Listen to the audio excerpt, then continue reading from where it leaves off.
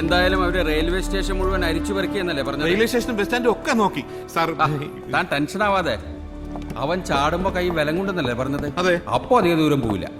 പിന്നെ 2 പ്രതികളെ ഇവിടുന്ന് തിരുവനന്തപുരം സെൻട്രൽ ജയിലിലോട്ട് മാറ്റുന്നത് ഇന്നലെ വന്ന ഓർഡറിന്റെ മുകളിലാണ്.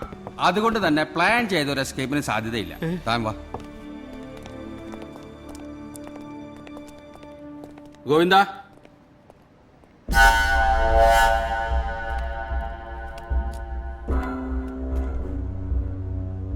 ഇങ്ങോട്ട് വന്നടാ, ഒരു കാര്യം ചോദിക്കട്ടെ. എന്താ സാറേ? നിന്റെ കൂടെ ഉണ്ടായിരുന്ന ആ ചെക്കനില്ലേ നന്ദു, അവനെ കുറിച്ച് നിനക്ക് എന്തെങ്കിലും അറിയോ? ഹാ, എന്തെങ്കിലും അറിയാമെങ്കിൽ പറയടാ. കുറെ നാൾ കൂടെ ഉണ്ടായിരുന്നല്ലേ. അവൻ ചാടിയല്ലേ സാറേ? എന്താടാ ഗോവിന്ദ ഒരു പ്രവചനം? അവൻ ചാടൂന്ന് എനിക്കറിയായിരുന്നു സാറേ. ചാടിയിട്ടുണ്ടെങ്കിൽ അവനവൻ്റെ അച്ഛനെ തേടി പോയിരിക്കും. അവൻ പോട്ടെ സാറേ.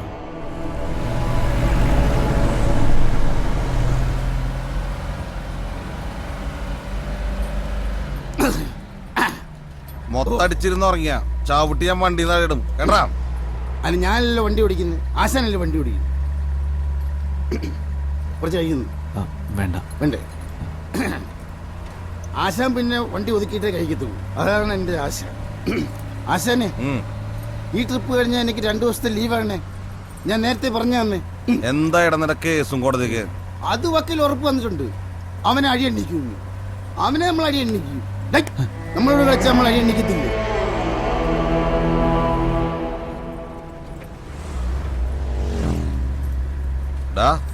ചെക്കിംഗ് ആണല്ലോ. ഇത് ചെക്കിംഗ് ആണെന്ന്. അയ്യോ, എന്റെ മദ്യം മാറ്റണമല്ലോ.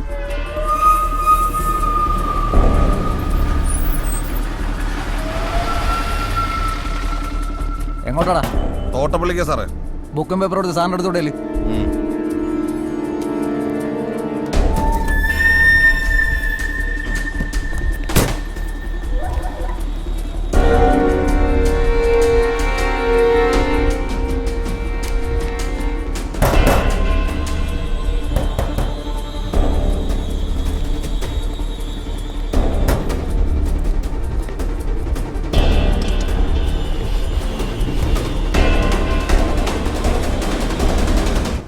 എന്താടാ വണ്ടിയില്?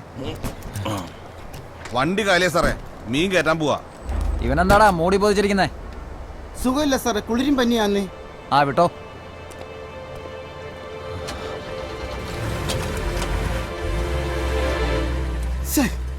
കഴിച്ച കിക്ക് വന്നു പോയി. രാത്രിയും പകലും എല്ലാം അങ്ങ് ചെക്കിങ്. യവന്മാർക്ക് എന്താ ബോറടിക്കത്തില്ലേ? പോക്കറ്റിലോട്ട് പൈസ ഒന്ന് വീഴുമ്പോ ആർക്കെങ്കിലും ബോറടിക്കോടാ? യവന്മാരൊന്നും പോലീസല്ലേ. അതൊക്കെ മേലെ. അടുത്തതും വന്ന അത് റെയിൽവേ ക്രോസടാ. ഭയന്നു പോയി.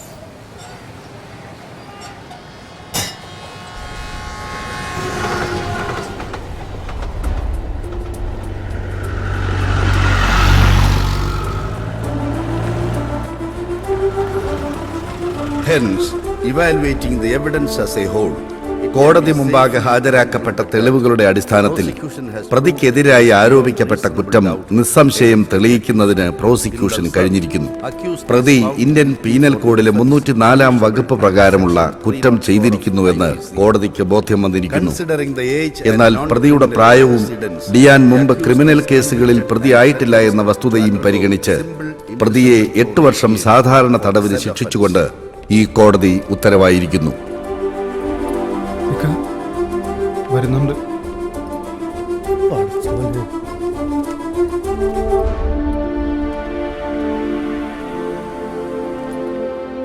അനക്കൊരു കൈപ്പയ പറ്റിയതാണെന്ന് ഈ ആലിക്കൊക്കെ അറിയാം മോനെ. ആഴ്ചയിൽ ജീവന് വേണ്ടി ചോര മാറ്റി കയറ്റുന്ന ആളാണ് നമ്മൾ. എനിക്ക് ജീവനുള്ളിടത്തോളം കാലം എൻ്റെ ചേച്ചി ലക്ഷ്മി നമ്മളെ പുരയിൽ നമ്മളെ കുട്ടികൾക്കൊപ്പം ഉണ്ടാവും.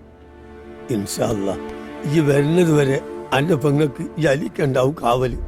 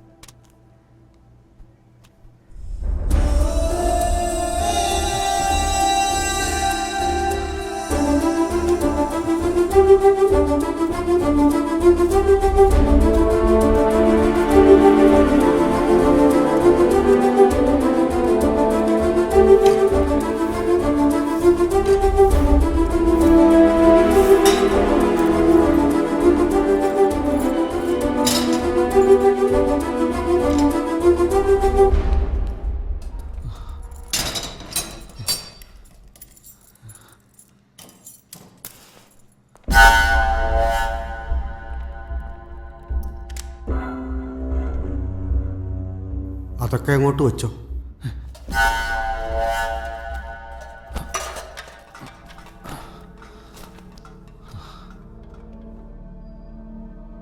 ഈ മുറിയിൽ രണ്ടുപേരും കൂടെ ഉണ്ടായിരുന്നു. ചുമച്ച് കുരച്ചൊരാൾ ഇവിടെ കിടന്ന് തന്നെ മരിച്ചു. മറ്റേയാൾ ഇന്നലെ പോയേ ഉള്ളൂ. അടുത്ത മാസമാണ് എൻ്റെ റിലീസിങ്. പുതിയൊരാൾ വരുമെന്ന് ഇവിടുത്തെ സാറന്മാർ പറയുന്നുണ്ടായിരുന്നു. എന്താ പേര്?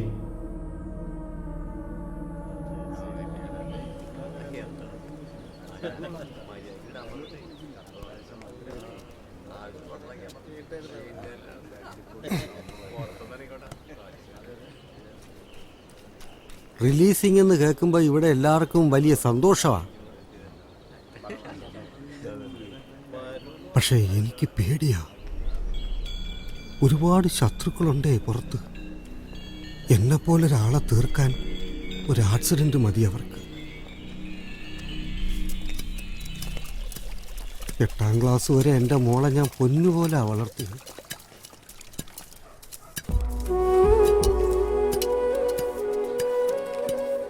നീർക്കോലി എന്ന് നാട്ടുകാർ കളിയാക്കി വിളിക്കുന്ന ദുർബലനായ എനിക്ക് എൻ്റെ മോളെപ്പോലും രക്ഷിക്കാനായില്ല. പീഡനത്തിനിരയാവുന്ന പെൺകുട്ടിയും അവളുടെ കുടുംബവും നമ്മുടെ നാട്ടിലെന്നും പരിഹാസ കഥാപാത്രങ്ങളാണല്ലോ. കുത്തുവാക്കുകളും കളിയാക്കലുകളും കേട്ട് തളർന്നുപോയ എൻ്റെ മോള് ഒരൊറ്റ കയറിലെല്ലാം അവസാനിപ്പിച്ചു. എൻ്റെ മോളെ നശിപ്പിച്ചവന്മാരെ വെറുതെ വിട്ടെന്നറിഞ്ഞപ്പോൾ സഹിക്കാൻ പറ്റിയില്ല. വെട്ടിക്കൊന്നു ഞാൻ അവന്മാരെ കോടതി വളപ്പിലിട്ട് തന്നെ.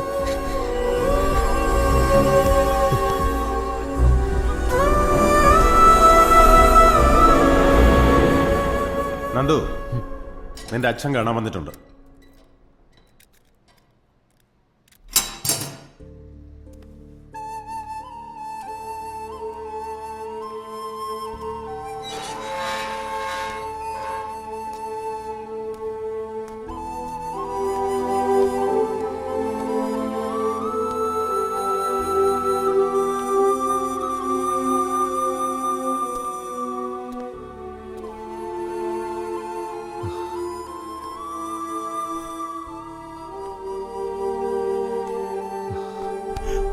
എൻ്റെ മോനെ,